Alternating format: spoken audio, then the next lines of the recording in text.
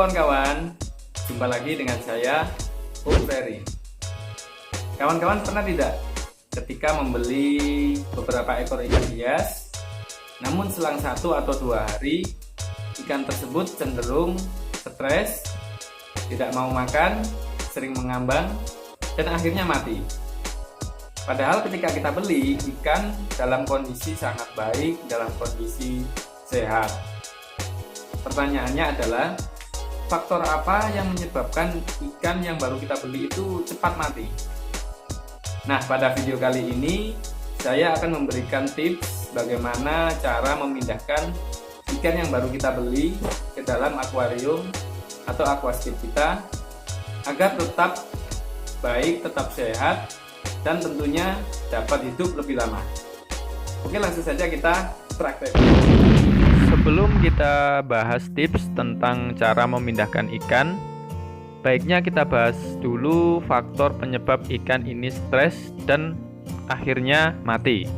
Faktor pertama ialah kondisi air pada akuarium atau aquascape kita. Pastikan air yang kita gunakan ialah air endapan. Jangan langsung menggunakan air yang dari keran atau dari sumur, karena kita tidak tahu ada mineral keras apa yang terkandung di dalam air tersebut. Yang kedua ialah kaitannya dengan suhu air dalam akuarium atau aquascape kita. Jika suhu dalam akuarium kita terlalu tinggi, maka ikan tidak akan nyaman berada di dalamnya, sehingga akan cenderung stres dan akhirnya mati. Untuk itu, baiknya kita pasang termometer untuk mengetahui suhu yang standar, yakni berkisar antara 25 sampai 28 derajat Celcius. Adapun cara yang biasa dipakai dalam dunia aquascape untuk menurunkan suhu ialah menggunakan kipas CPU yang sudah dimodifikasi atau beli di toko aquascape juga ada. Yang ketiga ialah tentang pH air atau kadar asam yang terkandung di dalam akuarium atau aquascape kita. Jika kadar asam terlalu tinggi, maka ikan akan cenderung berenang di permukaan. Kadar asam ini banyak terkandung di kotoran ikan. Untuk itu sangat penting sekali menjaga kebersihan akuarium atau aquascape kita, terutama pada kotoran ikan. Maka sangat dianjurkan mengganti air 50%, paling tidak dilakukan seminggu sekali untuk menjaga kestabilan pH atau kadar asam dalam akuarium atau aquascape kita. Yang keempat ialah kaitannya dengan populasi atau jumlah ikan dalam sebuah akuarium atau aquascape.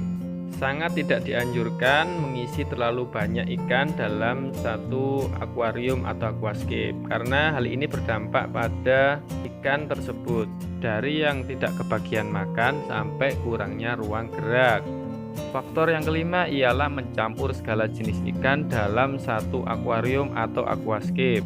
Sebelum kita membeli ikan hias, baiknya kita harus memahami jenis, habitat, dan cara hidup ikan tersebut. Saya ambil contoh ikan hias neon tetra.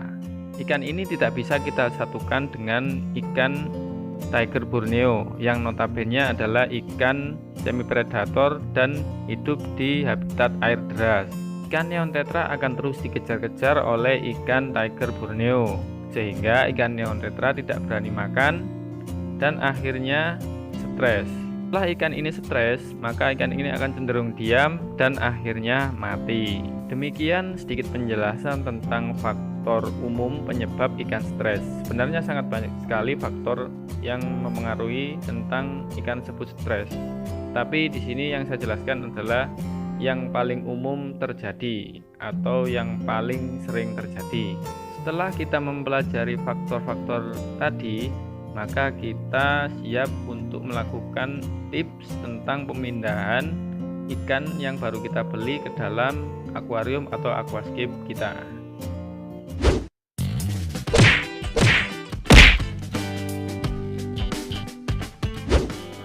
Celupkan plastik yang berisi ikan yang baru kita beli ke dalam aquascape atau akuarium kita.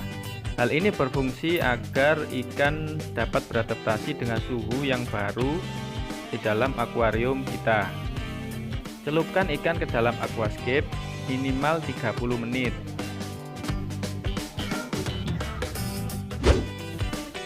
Setelah tercelup 30 menit, kita lanjut ke langkah berikutnya.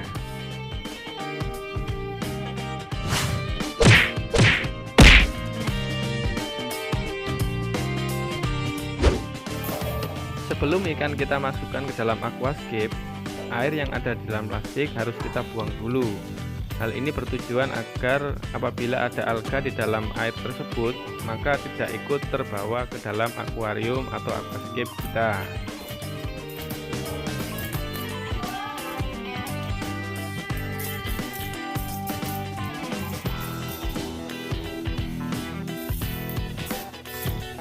Setelah air kita buang, lalu ikan kita masukkan ke dalam aquascape dengan cara seperti ini. Biarkan ikan keluar dari jaring dengan sendirinya.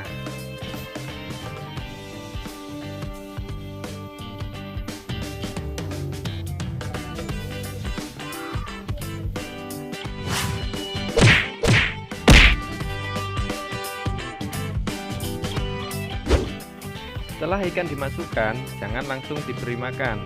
Biarkan mereka beradaptasi terhadap lingkungan yang baru. Setelah 5 jam, baru ikan kita beri makan. Secukupnya saja, tidak perlu terlalu banyak. Untuk hari berikutnya, cukup kita memberi makan 1 kali 1 hari. Karena memberi makan terlalu banyak, dampaknya sangat tidak baik, yakni banyak muncul planaria dari sisa-sisa makanan yang tidak termakan oleh ikan.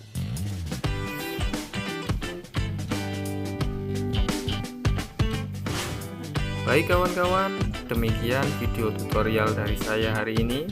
Apabila dirasa bermanfaat, maka tekan tombol subscribe, tekan tombol like, dan komen. Ikuti terus update terbaru dari channel ini. Jangan lupa bahagia, tetap semangat, dan terus berkarya. Sampai jumpa.